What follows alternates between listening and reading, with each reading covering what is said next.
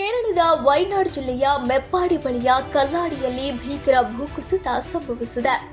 ಅನಕೊಂಪೋಯಿಲ್ ಮೆಪ್ಪಾಡಿ ಸುರಂಗ ರಸ್ತೆ ಯೋಜನಾ ಪ್ರದೇಶದಲ್ಲಿ ಈ ದುರಂತ ನಡೆದಿದ್ದು, ಹಲವಾರು ಜನರು ಅವಶೇಷಗಳ ಅಡಿಯಲ್ಲಿ ಸಿಲುಕಿರಬಹುದು ಎಂಬ ಆತಂಕ ವ್ಯಕ್ತವಾಗಿದೆ.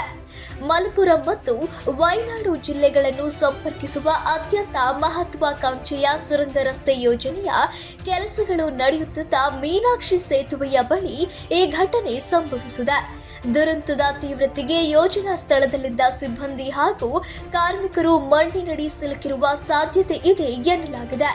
ಭೂಕುಸಿತದ ಮಾಹಿತಿ ತಿಳಿಯುತ್ತಿದ್ದಂತೆಯೇ ಕಲ್ಪೇಟಾದ ಅಗ್ನಿಶಾಮಕ ಮತ್ತು ರಕ್ಷಣಾ ಸೇವೆಗಳ ಸಿಬ್ಬಂದಿ ತಕ್ಷಣವೇ ಸ್ಥಳಕ್ಕೆ ಧಾವಿಸಿದ್ದಾರೆ.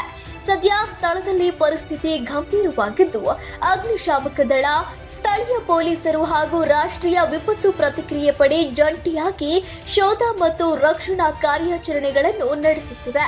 ಮಣ್ಣನ್ನು ತೆರವುಗೊಳಿಸಿ ಅವಶೇಷಗಳಡಿ ಸಿಲುಕಿರುವವರನ್ನು ರಕ್ಷಿಸಲು ಯುದ್ಧೋಪಾದಿಯ ಪ್ರಯತ್ನಗಳು ನಡೆದಿದೆ.